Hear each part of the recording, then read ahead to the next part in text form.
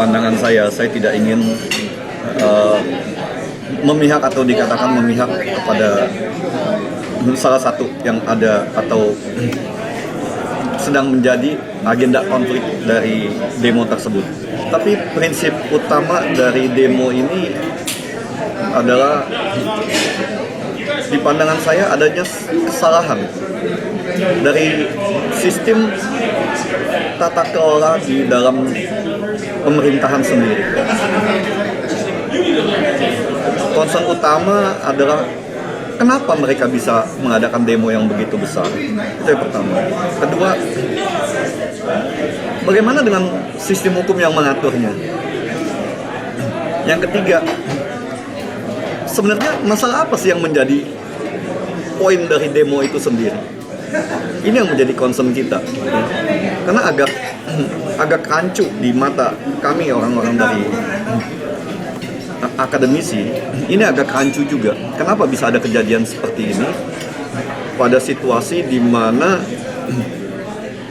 Indonesia kita sedang mencoba untuk membangun kembali sebuah sistem tata negara yang baik. Nah, pasti ada kesalahan-kesalahan di sana yang bisa membuat sampai ada demo yang begitu besar dengan mengatasnamakan agama-agama tertentu. Itu yang menjadi concern kita hari ini. 2 juta itu adalah angka yang diklaim oleh ormas tertentu ya. Jadi jumlah itu masih simpang siur.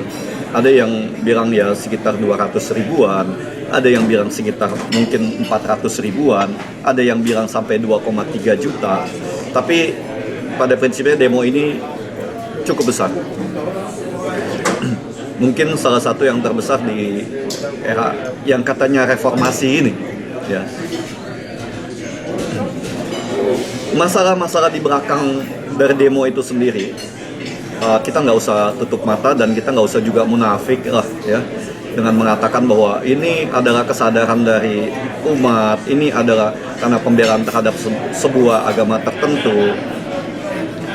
Sebuah omong kosong mengorganisir orang dengan jumlah yang begini besar dari semua daerah tanpa ada sebuah pendanaan yang bukan cukup besar. Saya yakin ini sangat besar dan ada sebuah kekuatan baik politik maupun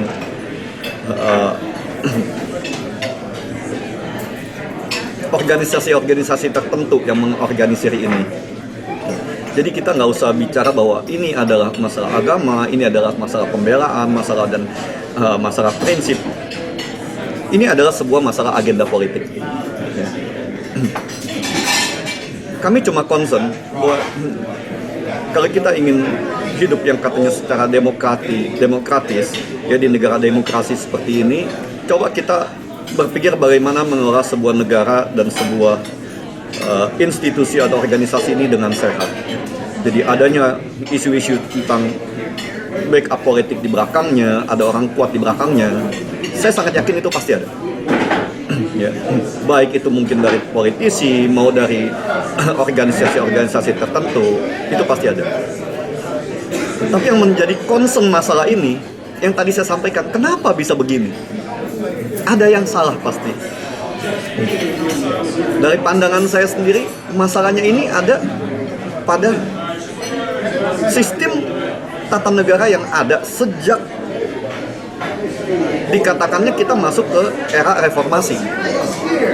Terlalu banyak kemunduran di era reformasi ini yang kita alami dibanding dengan zaman Orde Baru yang katanya diktator. Kemunduran dari sisi kemanusiaan, kemunduran dari sisi hukum, kemunduran dari sisi keagamaan, itu sangat-sangat masif. Ya, jadi kita nggak usah menyangkal bahwa sekarang kita lebih baik ini itu. Lebih baik untuk orang tertentu yang punya kepentingan tertentu, iya. Tapi kalau mau jujur semuanya, untuk rakyat jauh menurun. Daya beli jauh menurun. Jadi klaim mengenai adanya sebuah perbaikan-perbaikan dengan angka-angka yang disajikan itu kita juga nggak ngerti dari sisi dan batas yang mana. Itu yang mungkin harus dipikirkan oleh pemerintah supaya bagaimana mengatasi adanya rekayasa adu domba.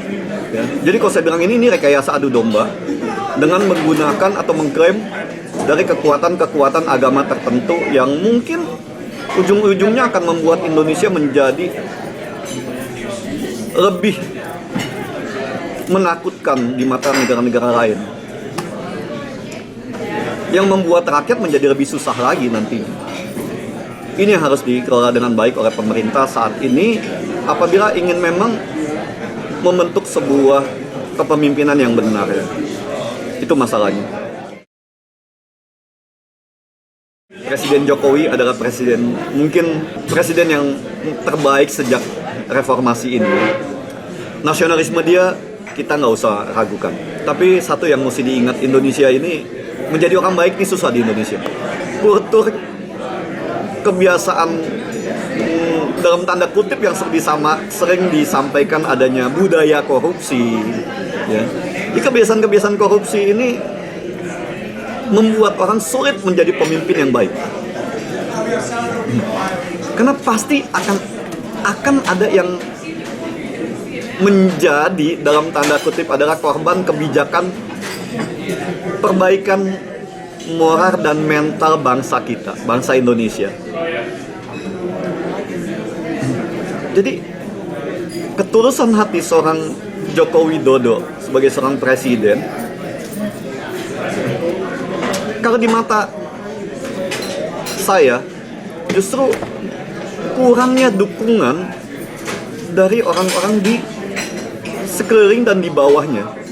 Ada sebagian yang memang sangat tulus untuk mendukung beliau, tapi justru pendukung-pendukungnya ini juga mengalami kesulitan dengan adanya juga counter-counter dari sesama koleganya setingkatan mereka sendiri. Ini yang bermasalah juga. Dan tadi yang saya sampaikan, permasalahan utama ini ada di masalah hukum, di masalah sistem hukum kita. Sistem hukum kita ini sudah kita ngomong kalau zaman Pak Harto, ya, zaman Orde Baru, hukum yang dikatakan kejam itu mungkin masih bisa dikatakan di sini hanya menyangkut masalah-masalah kepentingan politik. Tapi penerapan dan penegakan hukum hari ini itu memakan korban bukan hanya karena kepentingan politik. Justru saya lihat kalau kepentingan politik itu hanya segelintir dan sangat kecil. Yang menjadi korban terbesar adalah rakyat kebanyakan. Rakyat jadi, boleh dibilang sistem hukum kita ini sudah kanibal. Kalau kita tidak ingin ngomong sebagai predator gitu ya. Jadi siapa yang kuat akan memakan siapa yang lemah.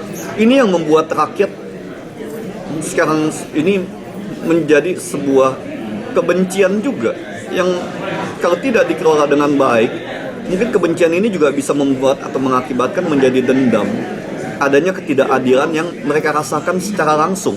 Penerapan hukum yang sangat kejam ini, ya, hukum Belanda yang sudah tidak dipakai di negeri Belanda sendiri ini, hukum penjajah, yang justru sekarang dipakai untuk menekan rakyat-rakyat kecil atau dengan jual beli hukum, yang membuat negara menjadi tidak punya wibawa karena adanya sebuah image negatif tentang bahwa hukum Indonesia ini tidak berlaku untuk kalangan atau orang-orang tertentu.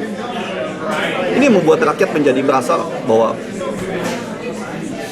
hukum sudah tidak bisa lagi menjadi seorang sebagai panglima. Salah satu yang paling menjadi masalah hari ini memang masalah teks amnesti. Ya. Saya pernah ada satu seminar mengenai teks amnesti, di mana saya ada membuka seminar tentang kebijakan Presiden Joko Widodo untuk masalah bagaimana mencintai bangsa sendiri dengan mengelola keuangan rakyat di negeri sendiri. Masalah teks amnesti atau pengampunan pajak ini program yang sebenarnya sangat baik dan didukung penuh oleh rakyat Indonesia atau pengusaha-pengusaha.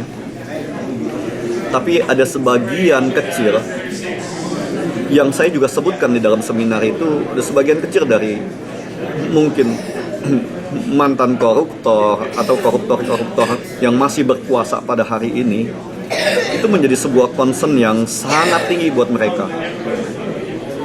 Ada satu ketakutan akan dibawa kemana setelah bulan Maret 2017, setelah eranya tax amnesty ini selesai.